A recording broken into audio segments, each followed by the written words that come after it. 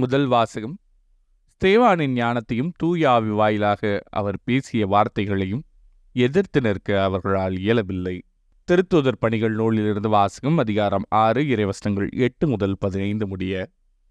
அந்நாள்களில் ஸ்தேவான் அருளும் வல்லமையும் நிறைந்தவராய் மக்களிடையே பெரும் அரும் செயல்களையும் அரும் அடையாளங்களையும் செய்து வந்தார். அப்போது உரிமையடைந்தோர் எனப்படுவோரின் தொழுகை கூடத்தைச் சேர்ந்த சிலரும், சீரேன் அலெக்சாந்திரியா நகரினரும், சிலிசியா ஆசியா மாநிலத்தவரும் ஸ்தேவானோடு வாதாடத் தொடங்கினர். ஆனால் அவரது ஞானத்தையும் தூய ஆவி வாயிலாக அவர் பேசிய வார்த்தைகளையும் எதிர்த்து நிற்க அவர்களால் இயலவில்லை. பின்பு அவர்கள், இவன் மோசேக்கும் கடவுளுக்கும் எதிராக பழிச்சொற்கள் சொன்னதை நாங்கள் கேட்டிருக்கிறோம் என்று கூற சிலரை தூண்டிவிட்டனர். அவ்வாறே அவர்கள் மக்களையும் மூப்பர்களையும் மறைநூல் அறிஞர்களையும் அவருக்கு எதிராக கிளர்ந்தெழச் செய்தார்கள். உடனே அவர்கள் எழுந்து வந்து அவரை பிடித்து தலைமைச் சங்கத்துக்கு இழுத்துச் சென்றார்கள். மேலும் பொய் சாட்சிகளை கொண்டு வந்து நிறுத்தினார்கள். அவர்கள், இந்த மனிதன் இத்தூய இடத்தையும் திருச்சட்டத்தையும் எதிர்த்து ஓயாமல் பேசி வருகிறான் என்று கூறினார்கள்.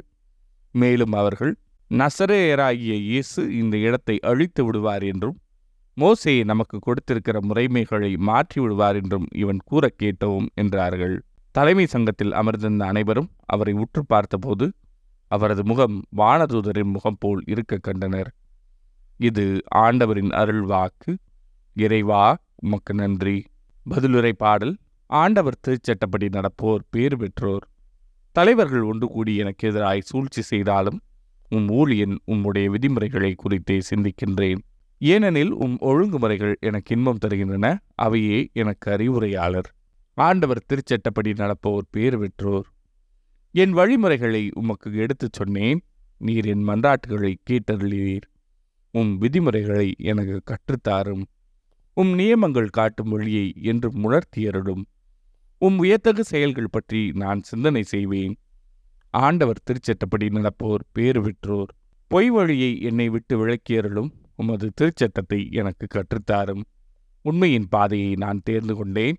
உம் நீதி நெறிகளை என் கண் முன் நிறுத்தியுள்ளேன். ஆண்டவர் திருச்சட்டப்படி நடப்போர் பேறு பெற்றோர். நற்செய்தி வாசகம். அழிந்து போகும் உணவுக்காக அல்ல, நிலை வாழ்வு தரும் அழியாத உணவுக்காகவே உழையுங்கள். யோவான் எழுதிய தூய நற்செய்தியிலிருந்து வாசகம். அதிகாரம் 6 இறைவசனங்கள் 22 முதல் 29 முடிய.